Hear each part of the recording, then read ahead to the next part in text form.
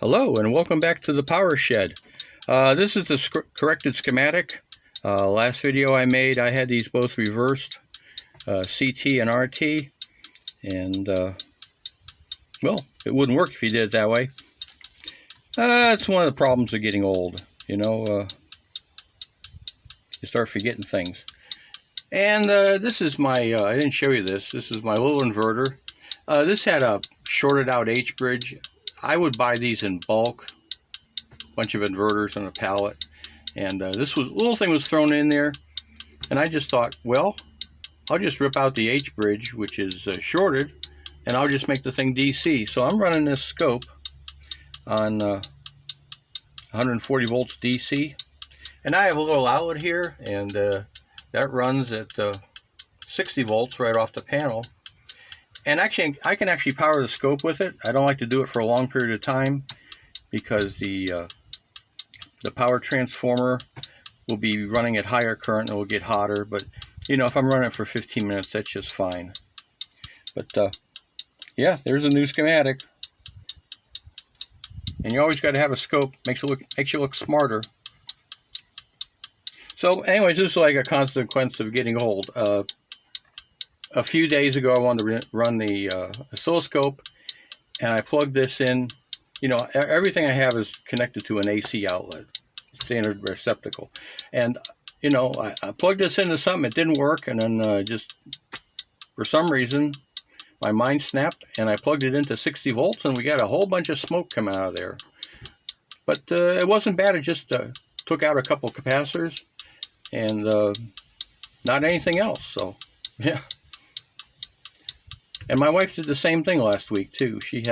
I have a little computer fan, 3 computer fans in a wooden box. It's a little fan when she's working in the kitchen. And for some reason she couldn't get it to run, and so she tried the only AC outlet in the kitchen. And so she plugged it into there, and well, it didn't run any better. But the funny thing is, it still did run. The fans would take about a half amp each. They would turn at about 20 RPM.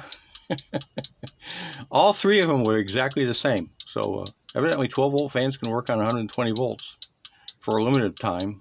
Must be good little transistors in them. But yeah, I got to replace all the fans because they just run too slow, won't move on the ear. That's the problems with getting old. I was here about a month at the camp, and I get a call from my cardiologist, and he says, you have to come in the office right away. We have to schedule surgery. I says, I'm 1,000 miles away. Well, you going to be back in 2 weeks? No, I'm going to be back in October. Okay, you can wait. So that's medicine today. My wife makes me hold her hand when we're walking somewhere, so she doesn't trip and fall. And she doesn't know that half the time she's holding me up, so don't get old. So right now we have this little inverter board, and the 0.1 capacitor I've replaced with a 10 microfarad, and you can see it's turned that little relay up there is acting as the thermostat. And I'm just going to show you how arc interrupt works. So you can see here that it's doing these little segments. So if we look at this real closely for a while, you can see a little flash now and then. Let me focus that up, yeah. So you can see a little flash now and then. And I do have these 2 capacitors. These are 0.22 UF. And if you notice, I have a little glass fuse in series. You can buy like 200 of these fuses for 10 bucks. And they're nice to put into things in case, you do something stupid. Or these capacitors short out. That fuse will open up. So just a little reminder, if you're going to play around with things, always use fuses. And fuses are so darn expensive these days. So yeah, we're at about 75 watts, which is not much. It's really cloudy out right now. But you can see we're getting those little flashes now and then. Now I'm going to flip this switch, and that little switch is going to put, basically a half microfarad across the relay contacts. And look, it goes away.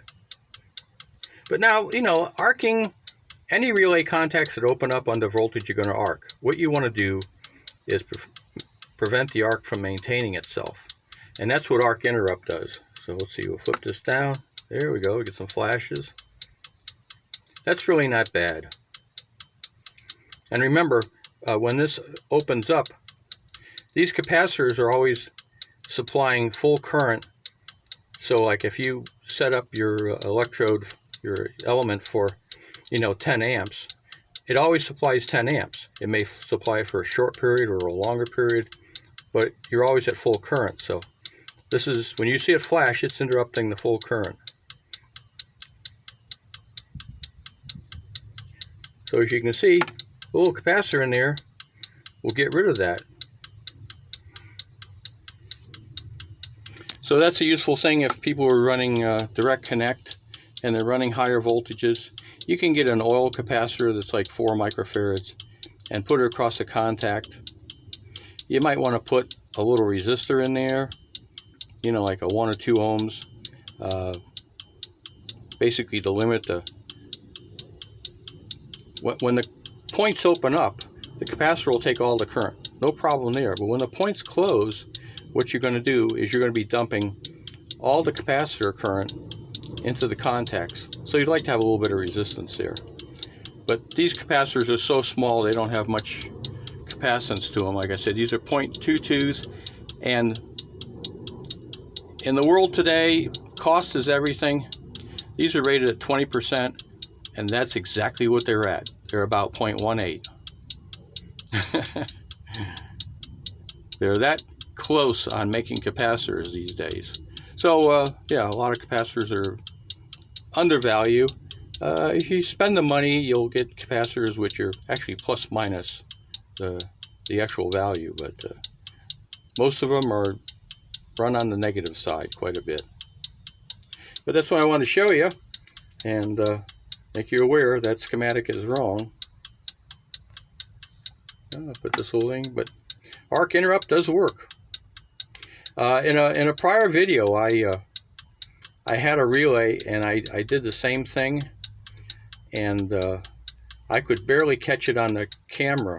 It burned up so fast. I thought I'd at least get 2 or 3 seconds to get things in focus. So if anyone wants to send me money on PayPal, I'll burn up a relay, but you know, it's a nice relay. I'm not going to waste $4. I know what's going to happen. So thanks for watching. Come back again.